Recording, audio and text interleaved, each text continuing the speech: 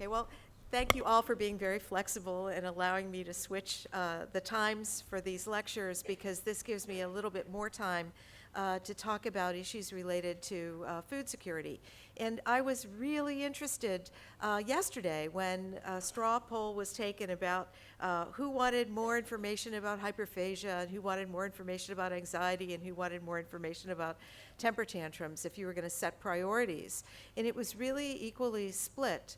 And so I thought it might be helpful to spend just a little extra time on food security issues because I think that with respect to managing all the food uncertainty that goes on in our folks with PWS, this is probably the most important thing that you can do for individuals who have the syndrome.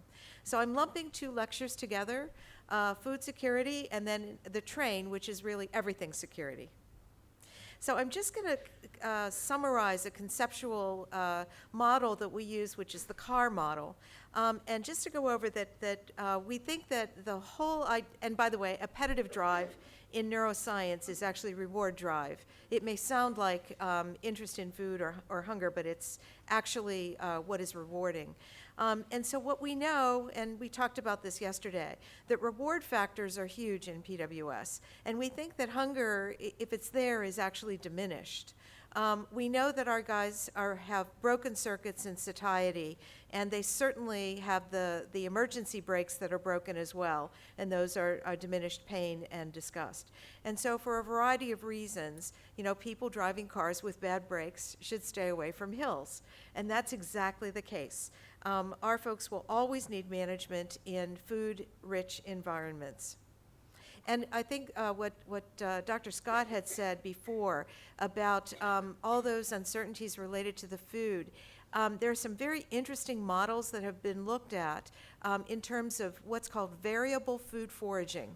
And so what that means is that they do some mean little tricks to mommy mice. And what they do is they make their food less available at certain times. And the amount of stress that that generates is unbelievable. And that's what happens in our kids with PWS. If they don't have food security, the food is everywhere, and they're just constantly stressed by that. So we know that there are a lot of food-related behaviors in PWS, thinking about food, talking about food, asking for more. We know that these actually appear before the hyperphagia, whining and crying, sneaking, lying and manipulating to get food. And yet there are others that I think are more socially unacceptable, but also cause our folks as well as their families great angst. So foraging, stealing food from outside, stealing food from shops, actually breaking in to get food, phoning out for food but not being able to pay for it, or stealing money or credit cards to pay for food, breaking locks, stealing keys, dismantling doors to get food, running away to find food, pushing, shoving, destroying to get food, and eating inappropriate food. So all of these things this is a summary of some of the behaviors that we see. So many of these food behaviors are not seen when food access is controlled in the environment, although other behaviors may occur. So I just have to tell you a very funny story. Well, it's not funny, it's ironic. In the USA, they are looking for participants in a study to look at one of the satiety-promoting medications, and they were having trouble getting people to participate because they weren't passing the criteria, which were based upon the hyperphagia scale. And so when you have food security and when the environment is managed, you're not going to see some of those hyperphagia behaviors, but you may see others. Many of the remaining food-related and other behaviors are not seen when psychological food security is put in place. And psychological food security allows people with PWS to use their brains for other things because they are not preoccupied by food. This is so true. And if you look at our No Doubt, No Hope, well, you're going to see it very shortly, the No Doubt, No Hope, No Disappointment logo, you see a happy face in the middle. That is a physiologically content person because they're not racked by the stress of where is the next food coming from. So, for obvious reasons, food is stressful for our individuals, and stress results in problem behaviors.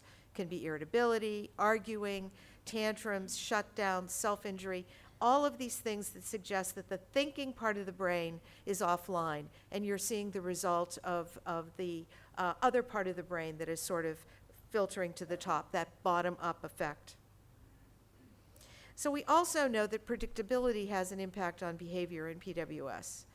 And so we know if the child's expectation of a situation is as expected, then there won't be a tantrum.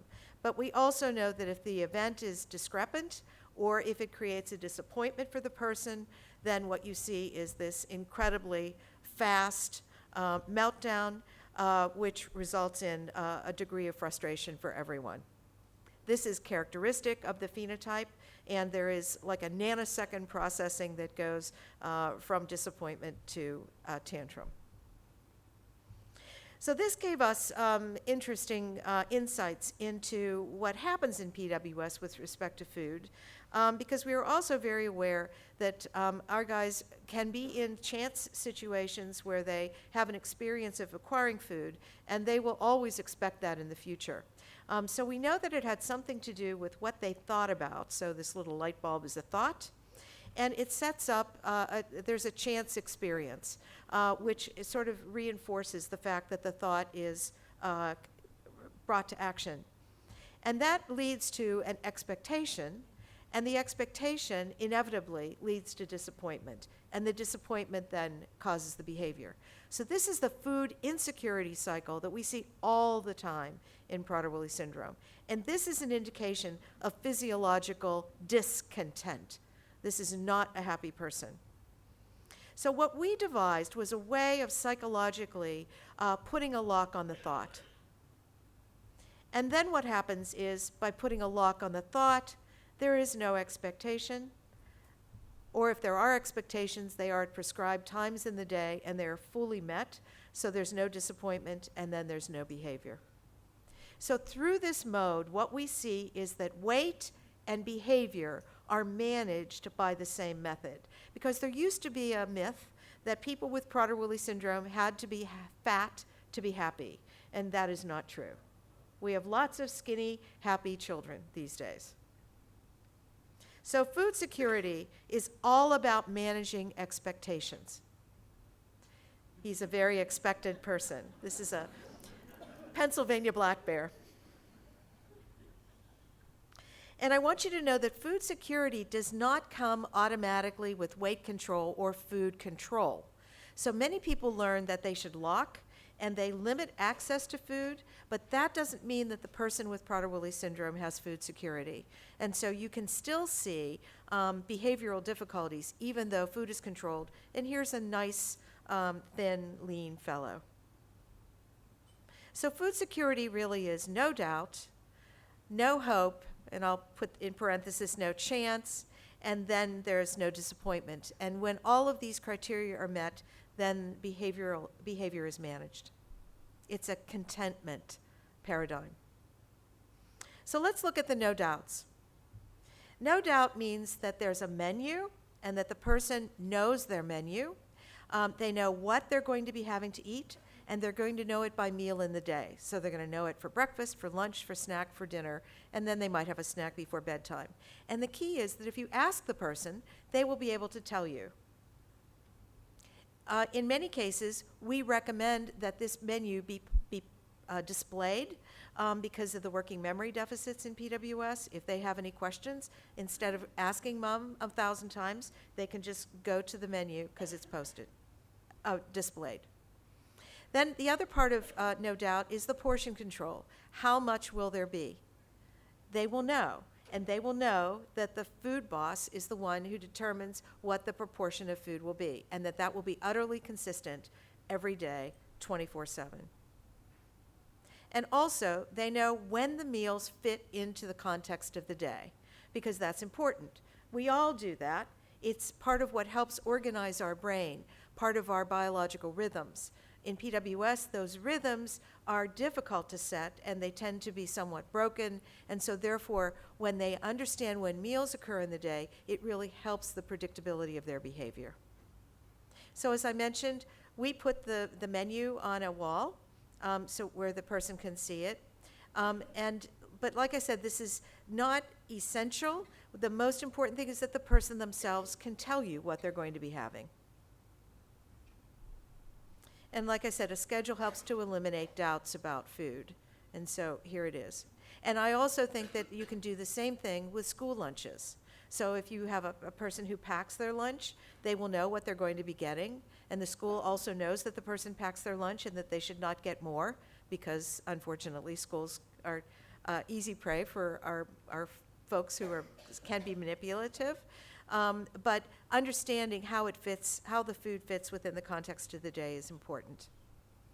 So no doubt also means that there are contingency plans. And the contingency plans are what happens in the event of a disaster.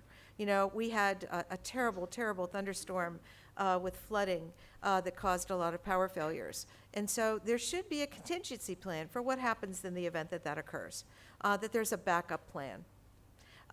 If you have meals on the road, so if you're taking a trip, you should plan in advance what's going to happen for the lunch or for the snack.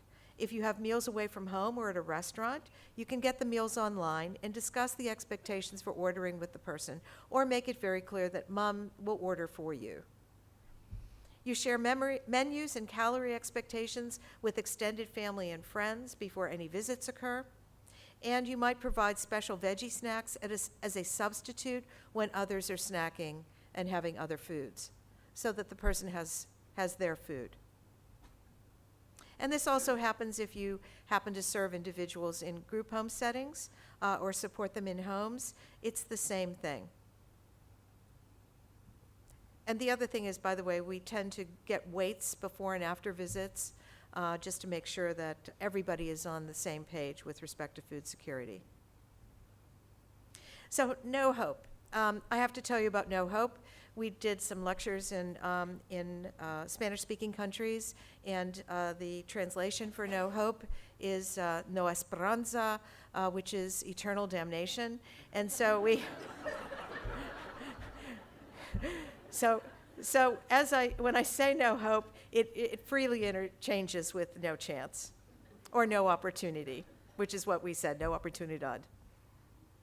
So that means no access. And so this may, in some cases, require locking pantries, locking refrigerators. It could be establishing rules in the home. I think having early rules around your food, my food, I think is very important. And this is something that kids can carry into their younger years. And then also, it may require supervision.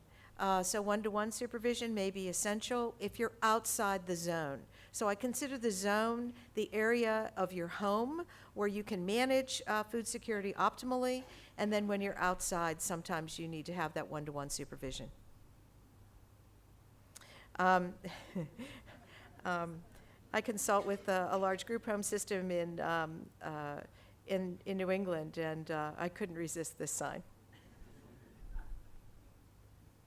So no chance means that food is locked or it's inaccessible, that there's supervision in all accessible locations, that there are no trips to the grocery store, no participation in food preparation, certainly no buffets, because those are food-rich environments. We always overeat in a buffet. And careful planning for special occasions. Now, I want to say I'm saying no, no, no, but I do realize, and I'll talk about this, that there is a tremendous variability in our guys. And so you have to consider what's essential for your child. It also suggests no family-style serving, no second helpings. In families where we've had to help them make the transition to a food security model and the children are used to asking for seconds, we say, okay, you just sit them down at their meal and you say, these are your firsts and these are your seconds. You prepare plates in the kitchen. You do not participate in any arguments about food. There's no negotiation about food, no giving in, no unplanned treats, because that sets up expectations. And certainly no money to purchase food. Our guys are not good at money management anyway.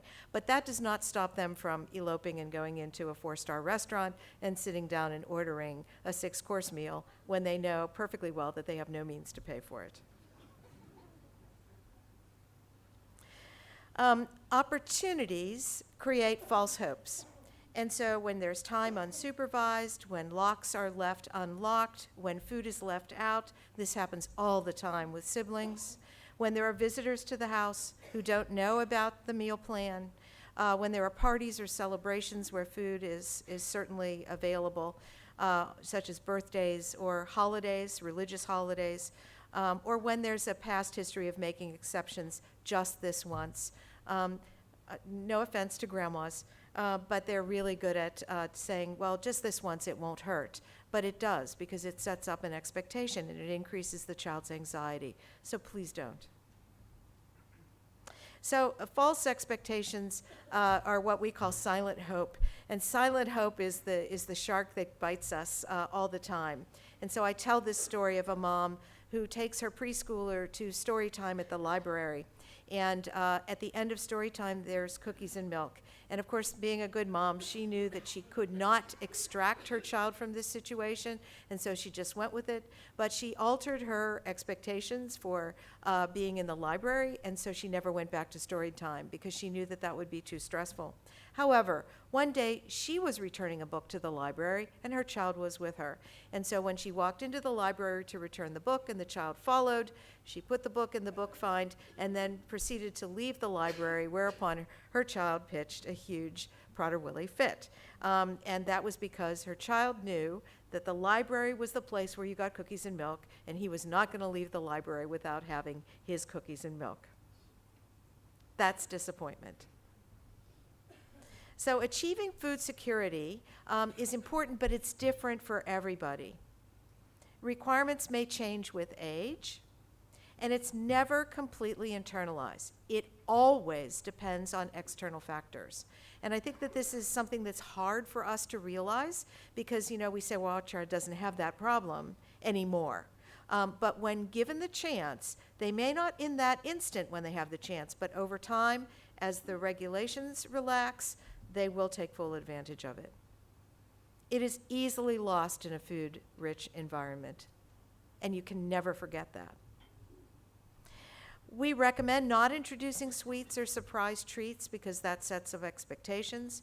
We like making any talk about food and meals just matter of fact. It's just part of the day.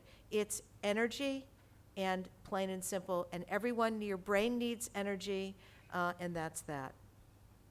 You maintain the routine for meals and snacks across the day because that helps to set those rhythms. And you reassure the person that you know their food plan, especially if they compare their food to others, that your food has been specially prepared for you. That is your food. This is sibling Sarah's food, so that they learn that very early on. It's a very helpful paradigm. We also use food stories to describe appropriate behavior in unexpected food situations. So we talk about social stories and the elements of how a social story can be constructed. Well, you can do the same thing with food. A sibling may leave food out on the counter. The child sees the food on the counter and helps themselves. The mother knows that this has to be addressed. Number one, first and foremost, with the sibling, who needs to know that that behavior was not appropriate. You don't blame the child who took the food, but you do discuss with the child that you know that there was food left out, and what could the child have done when food was left out? And the child could have gone to get mom. And that may sound outrageous for some people, but for some others it actually works, especially if mom reinforces the child for doing the right thing. So it really does help. We use opportunities for teaching. So what would you do if? And so we put out a conditional context to see if the child can do some problem solving around that. Now that doesn't mean that the child will actually use that problem solving mode, but it sort of helps to stretch their thinking and problem solving a bit. And you have to reassess each new situation for its potential for food access. And you have to do it from the PWS person's point of view, in the community, at work, at school, during doctor's appointments, during any kind of transportation, at home, in the residence, and at any kind of function with the peer group. And I think that one of the most frustrating things for families and also for support teams is the start of the new school year. Everything starts anew. It is like someone erased all the memory engrams that the support staff at the school have learned, and you have to retrain everybody. And again, it has to be from the perspective of the child. And so if there are posters in the school that have to do with the bake sale on Friday, that's going to affect your child with PWS. Because when Friday comes along, they're going to be anticipating that there's something going on in the school. So that's just an example. So how much you have to do to achieve food security really depends on each individual, because every person's head is a little bit different. And we are talking about the head. We're not talking about the stomach. So how much do you have to do to achieve food security depends on the person and their history. If you have a child who is or if you are supporting a person in a residential setting who has legendary food seeking, you are going to have to be much more vigilant and much more controlled in your approach to that person.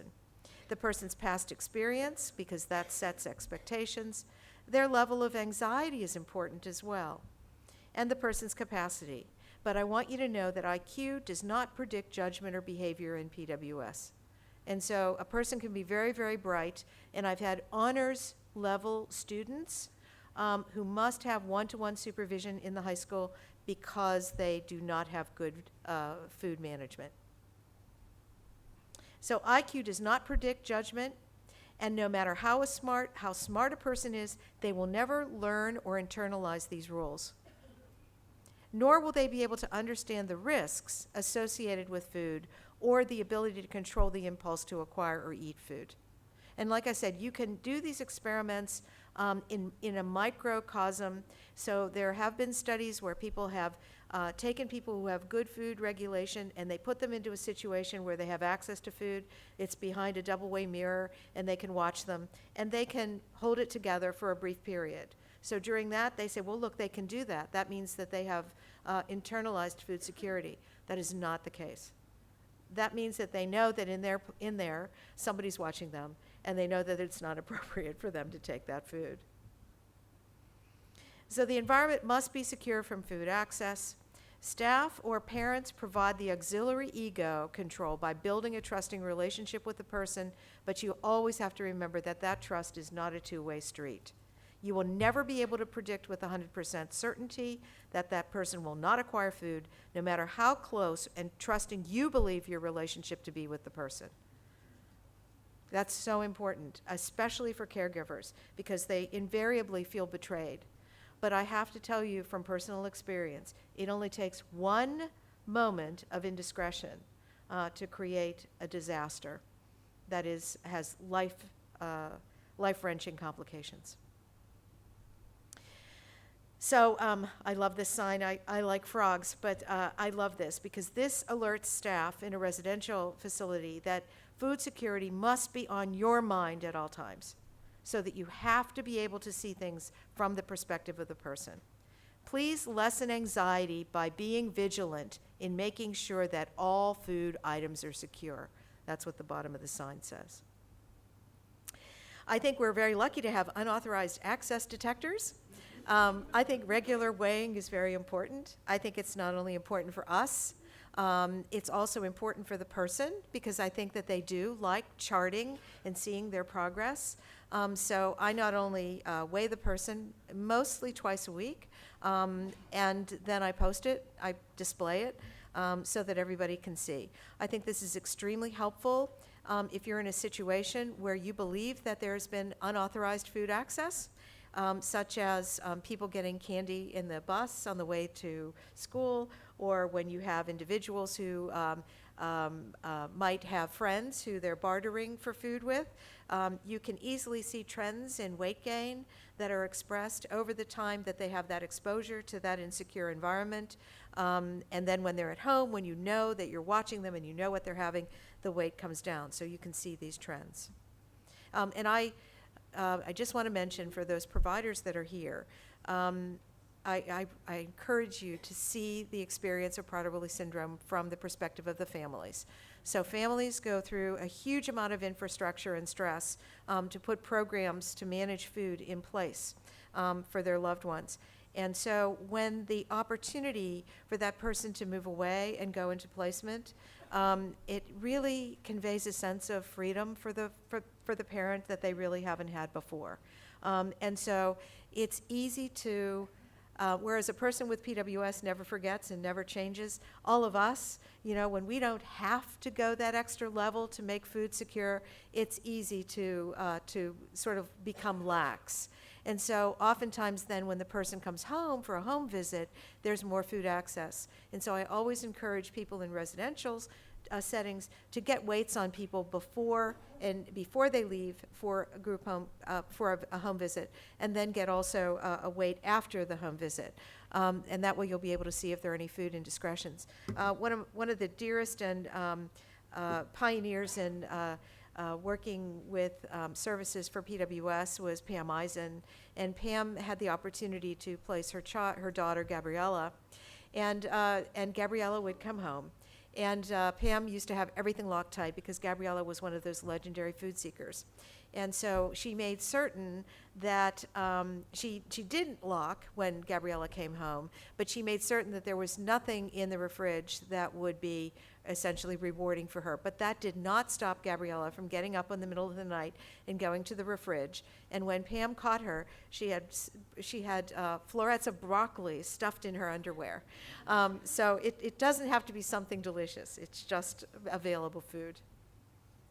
Okay, I want to make a comment on food stealing because I think that this is important. And this is the only time that loss of food is used as a consequence.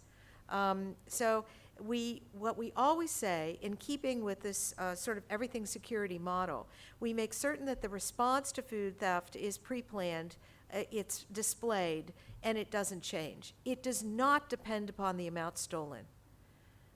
So, our guys are going to have food indiscretions, and hopefully it's not life-threatening when they do, although it could be. And so what we want is, we just want for it to be a token so the person knows that they will lose the starch at their next meal. But they know it in advance, and actually they weigh that, or we hope that they can learn to weigh that, but we know that when they're in that situation, they really are not able to inhibit the desire to take that food. And like I said, we try to do the consequence imposed by the next meal, and for sure we want everything to be done by bedtime because we want the next day to start fresh and new. We don't want anything to carry over the next day.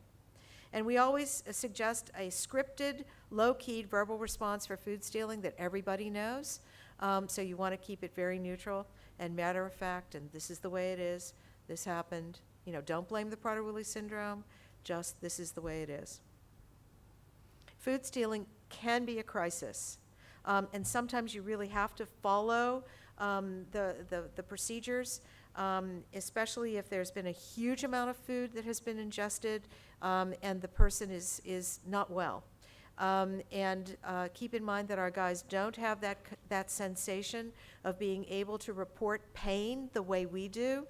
And they're not going to feel disgusted by what they did, but they might feel that there's something not right.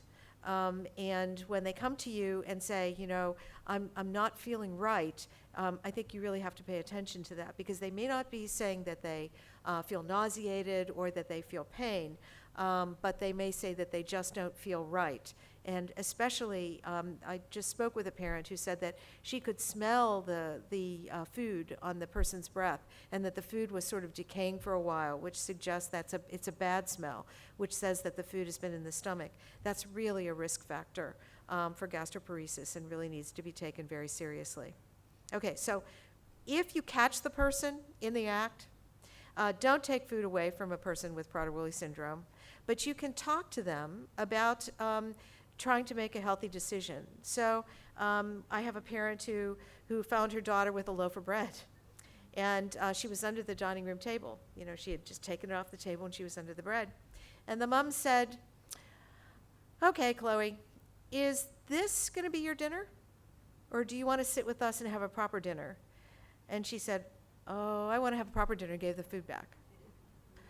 So certainly, you can do this with individuals, but don't bribe them, don't threaten them.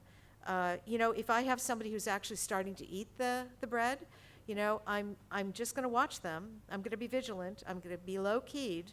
I'm not going to be in crisis mode, although my mind is. I'm not going to let them see that, and I am going to continue to have them give me the food at some point.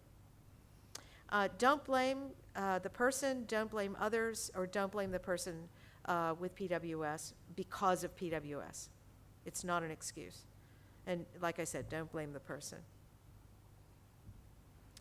You can reflect with the person, what could you have done? These are those little food stories that we talked about. And then you always have to use the food-seeking situation as a way to reflect on what you could have done differently to make sure that that didn't happen for the person. So there are challenges. Food security needs are at times in direct conflict with developmental expectations for greater autonomy and independence. We are really aware of that, and that's especially true when we're supporting adults with Prader-Willi syndrome. Like I said, the level of restrictedness really needs to depend upon the person and their health parameters. And so we have some people that are above weight, but they have that level of contentment, and they're not in medical danger. But we have other people who are on their way to obesity, hypoventilation, with really big, swollen, taut, edematous legs, and they are the ones that really are in trouble. And so these individuals really do need a higher degree of surveillance about food. Now on our website, we do have some food security checklists. They're designed for home, for school, and for workplace. And so this is just a way of giving you feedback as to how well you're doing with food security at home. Again, this is always the issue with balancing the needs of the person with what the needs are for their survival. I want you to know that when we have someone presenting with behavior problems, the first questions that I will always ask are about food. Because when a person is in a physiologically discontented state, they are going to be having more behavioral difficulties. And so we put on our sleuth cap, and time again, just trying to get food security implemented in the home has made all the difference in managing behavior, because like I said, you manage weight and behavior in the same way. So as you now know, food is just the tip of the iceberg with Prader-Willi syndrome. The rest lies beneath the surface. And that's why I really think it's not just about food, it's about everything else. And that's why we developed the conceptual model of the TRAIN. So the TRAIN is one of those environmental tools that help modulate behavior, because you can't change a tiger's stripes.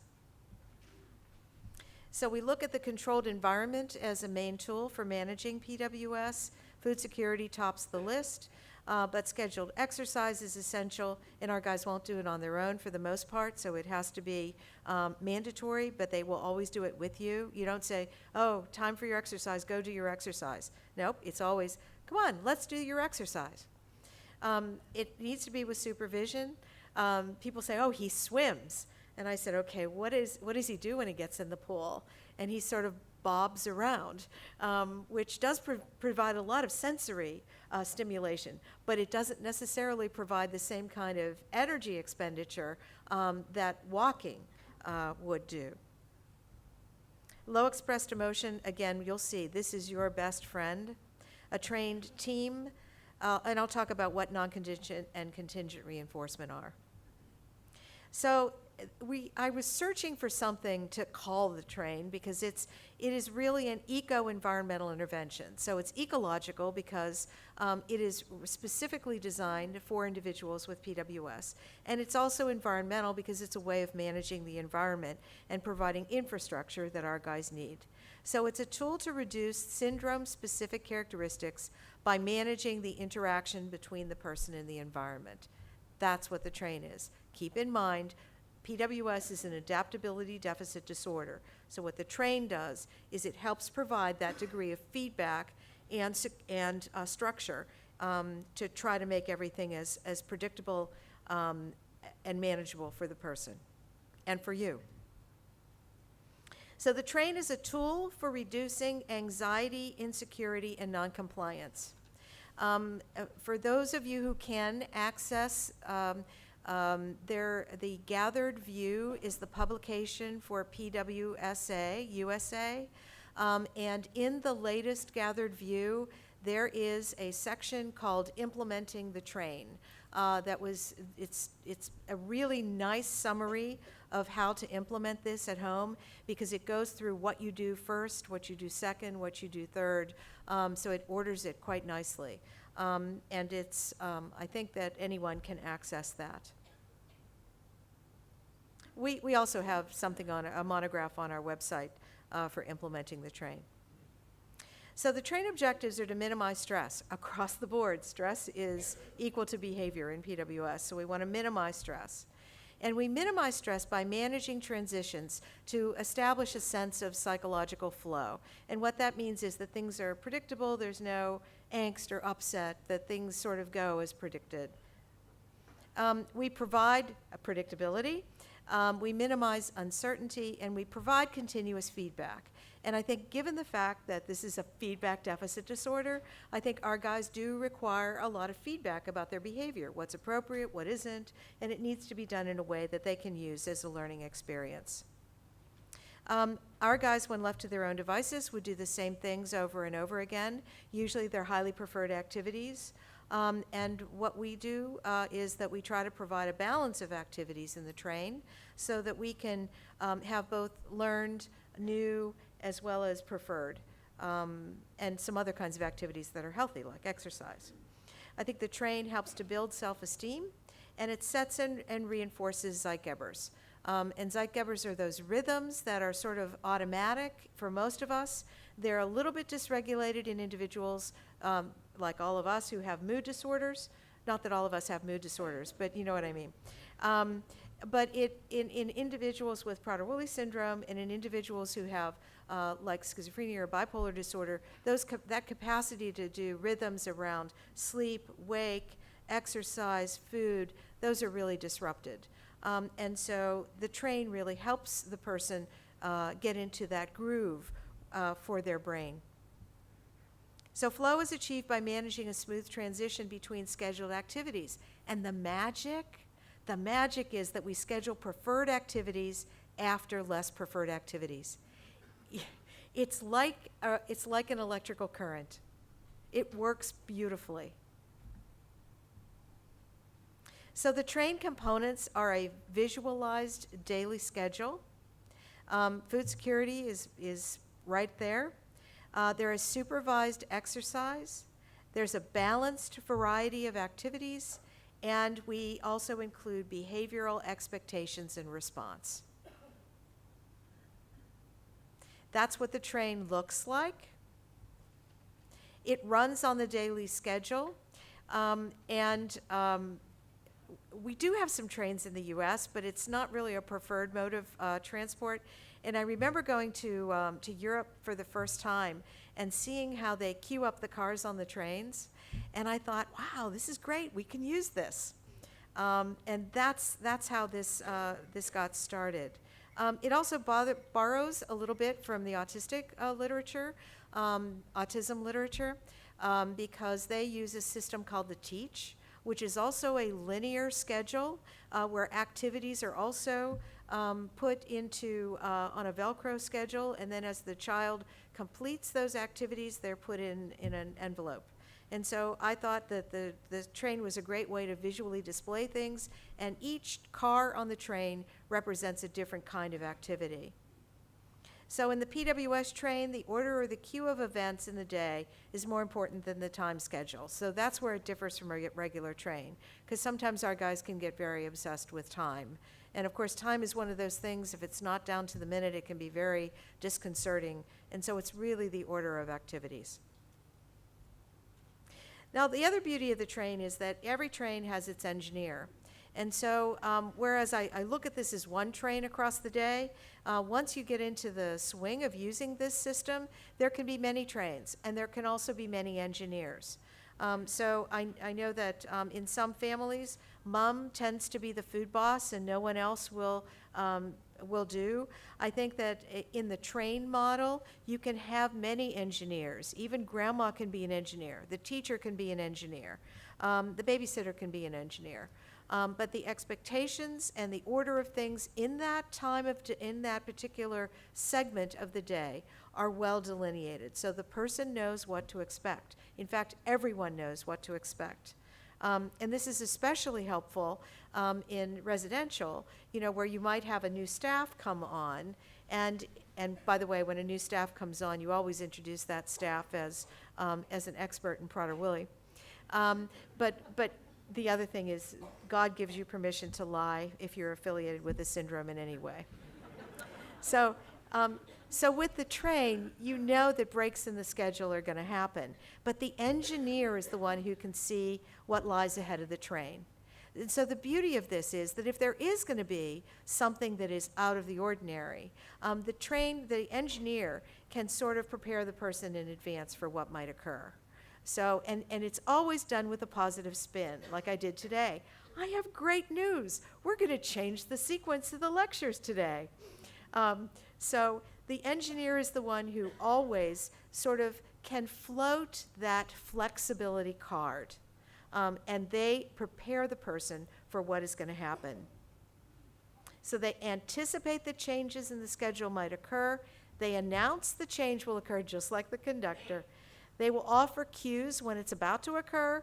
They will manage expectations, and they will implement contingencies, always with reassuring that mealtime will occur within the order of the new schedule.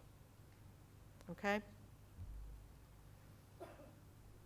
Now, I was serious about the flexibility card. I had a mom who implemented the train, and she decided that the best way for her was to use a visual cue card, literally. And so she had worked this out with her daughter, that when something discrepant was going to happen, she would play this hot pink, because pink was her daughter's favorite color, hot pink flexibility card. And so her daughter had a chance to sort of prepare herself for the fact that something different was going to happen. And it also cued the thinking part of her brain to pay attention and to hear what the mom had to say next. Now, I want to talk about the day stops here, because if the day stops, and that is if the person's behavior causes an interference in the flow of the schedule, either because of a tantrum or a shutdown, we stop the forward progress of the train. And so what that means is the person can have their tantrum, but the expectation is that at some point the tantrum will resolve, and they have the opportunity to get back on the train. Unfortunately, everything does sort of stop until the person gets themselves reorganized. But it does work successfully, because it's not like they get themselves reorganized without anything to do next. They know what to do next. They just get back on the train. So everything that is about to occur on the schedule is delayed or postponed. And that includes meals. And we sort of have a special way of doing that. It also includes favorite activities, too. So there is no escape from scheduled activities. They still have to do them, but the amount of time that they do or the expectations for what they have to do may be diminished, and that's at the discretion of the engineer. And we postpone meals as long as we can, but if we can't hold the meal, then we always provide nourishment, and we do a no-frills meal that actually is a calorie match for what they would have had. So these are the components. The visualized daily schedule, it's a linear sequence of events. Our guys are really pre-programmed for linear thinking. They like that idea about what comes first, what comes second, what comes third. It focuses their attention, it increases working memory, and it improves their capacity to make decisions, because they're not constantly anxious about what's going to happen next. They're using the thinking part of their brain. And if you think these things look a little familiar, those are executive functions. So it really does help them perform much better. Food security, you just learned about. No doubt, no hope, no disappointment. Supervised exercise. Exercise is essential for PWS. It's essential because it's a source of energy expenditure for weight regulation. It is the best sensory and most natural sensory integration experience that the person can have through the day. because it's not just the fact that they're moving their legs, it's the fact that they're moving their brain through space, and they're getting lots of visual input as well. So exercise is really essential. It's always let's exercise, not go exercise. Walking is best. We can use exercise machines with caution, and usually that exercise is also supervised. I like using competition as a way of motivating people to do exercise. The person can compete with themselves by you timing them and then having them try to beat their time. You can also graph that for them as well. Or if you have two people that are together, then you can set up a little competition that who can get there first. Because it is amazing how fast our guys can walk when they want to, right? We do recommend 60 minutes per day, and we usually divide that into 2 sessions. The other distinct advantage of exercise is the capacity to improve breathing. So when you're exercising, you're breathing. When you're breathing, you're exchanging air. When you're exchanging air, you're getting rid of that decreased arousal that our guys get, and it helps improve daytime sleepiness. So if I have a particular person who's having difficulty at a certain time of day, I will usually make an exercise for them so that they have that exercise to increase their alertness. Or if I see that someone's in a classroom and the teacher says, he's always falling asleep, I said, give him a delivery task. You know, have him go over to the desk, say, will you please take this to Miss Henry, the aide, over at the other side of the room? Gladly. Pick up and go, and then comes back and he's alert again. I like this because, you know, our guys would probably rather sit on the Ferris wheel than actually turn the wheel themselves. Offering a balanced variety of activities. They should be novel and practiced, preferred, non-preferred, active and passive. It should, capacity opportunities for socialization work very well in this. It should offer an opportunity for schoolwork and leisure, sensory motor stimulation, and many of our guys do require a nap during the day, but the key is that the nap should never be more than about 20 minutes. Because if you sleep more, your brain tends to go into one of their sleep cycle, and you don't want that to happen because you want for them to be able to have as good a sleep as they possibly can at night, even though their sleep is not normal, it's fragmented. For socialization, we also recommend supervised and coached opportunities. You know, so Dr. Scott talked about the situation where the child I think it was a parent that brought up that the child goes into the school and someone says, "Hi, Cam," right? And he ignores them. It's because, number one, he's focused on something else. He's not thinking about the fact that his peer is going to do that. But if you sit down with him and pre-plan it and say, George is going to say hi to you, and how are you going to react to that? Then when he walks into school, he's going to look for George. Now, George better do it because it's going to be a real disappointment if he doesn't. But that's sort of a way that you shape it. Leisure, preferred activities and collections, all of these things are important, but they really need to be time limited because our guys will spend forever on the things that they like. And again, we want them to have preferred activities through the day because we want to keep them getting over the hurdle of the unpreferred activities. And then we talked about the rest. Teaching coping skills, this is a part can be put onto the train. It's a part of the day. We want for our guys to learn. We want for them to have new experiences with reinforcement, and we can do all of these things within the context of the day, as well as using them when we need to. So it's like it becomes part of the daily plan. And these are always scripted, rehearsed, and cued by the caregiver. And if it's a relaxation training, I like doing that because it helps you decrease your stress as well as helping the child decrease their stress. Sensory motor stimulation we talked about today.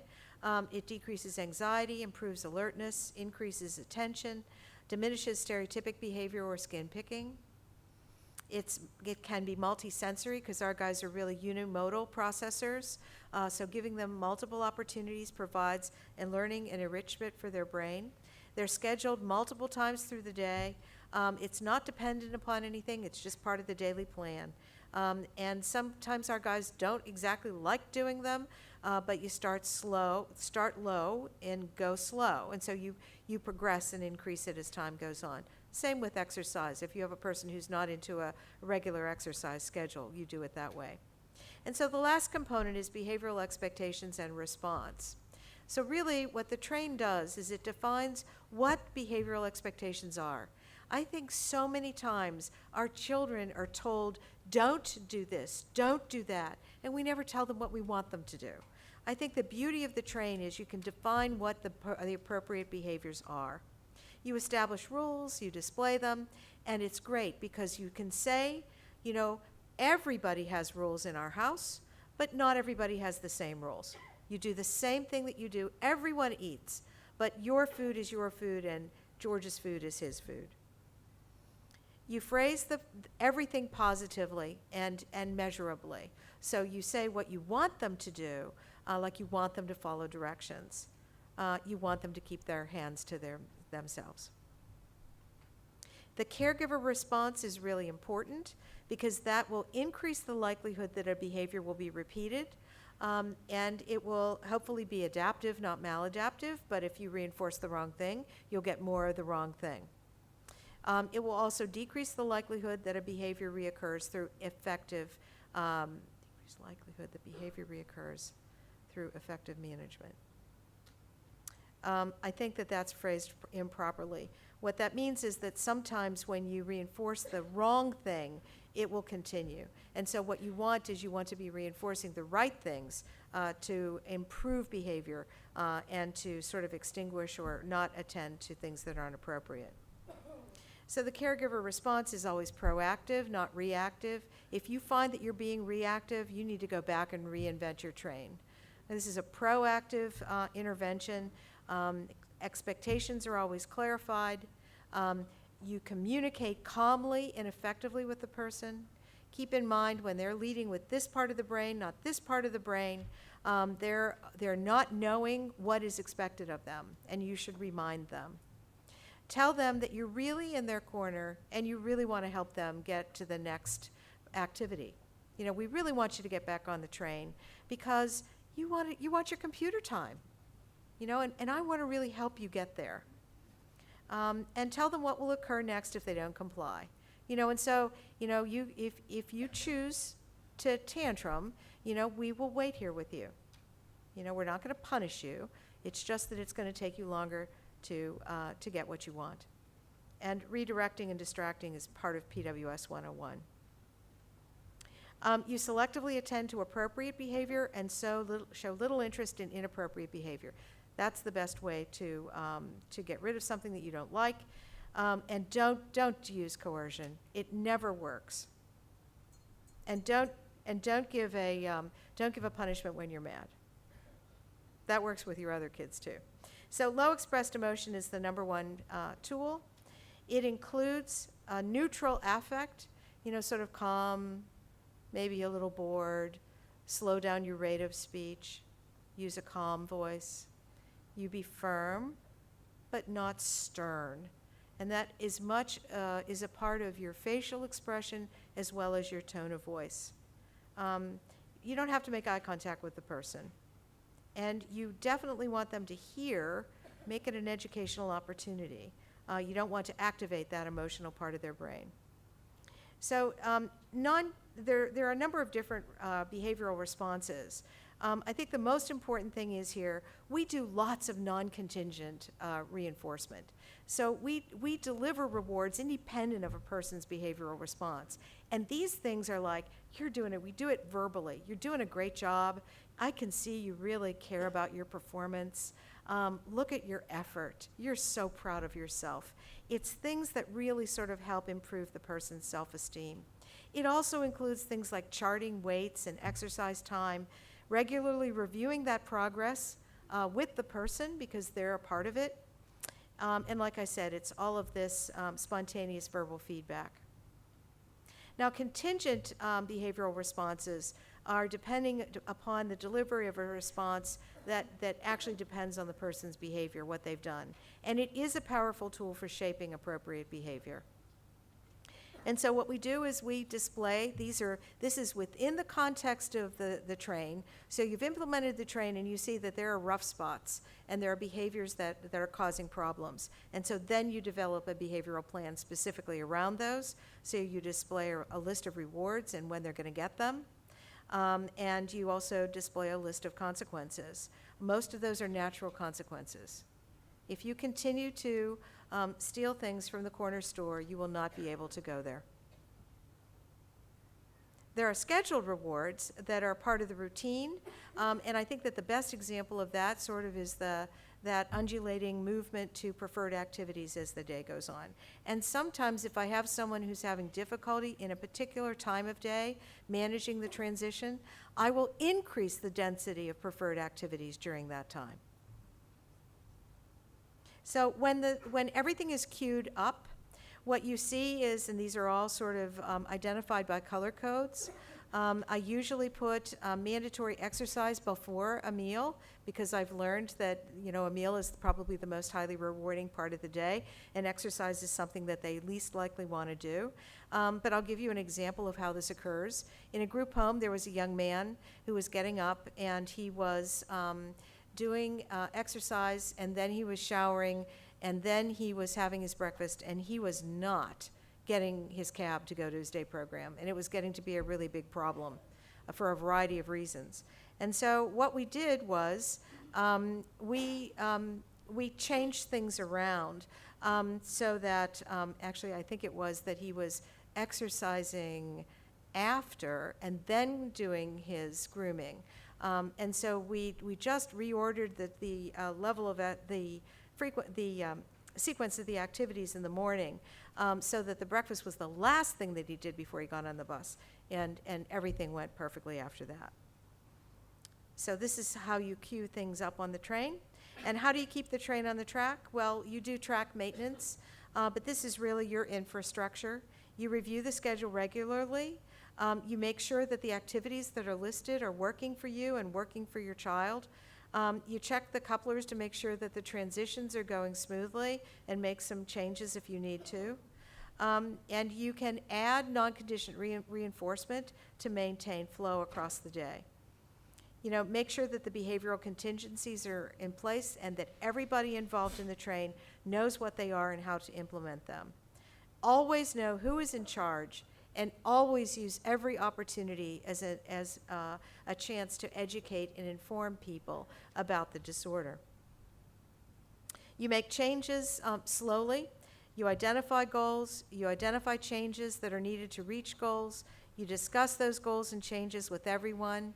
You have everyone reflect on that approach. You prioritize and choose a goal. You clarify expectations for everybody, and then you start the process of actually bringing the infrastructure to a visible form. You identify incentives, and that can be using the person. They can talk about the things that they would like to earn. Design a plan for success, and you always set the bar low because you want to engage the person in the process. You present the plan with an upbeat attitude and emphasize the benefit to them because it benefits them as well as everyone else. And you evaluate progress always and reinforce yourself for implementing it correctly. And you always solidify gains before moving ahead. And so, like I said, the Gather View has a very, very nice article on implementing the train with some very nice pictures, and I strongly recommend you taking a look at that.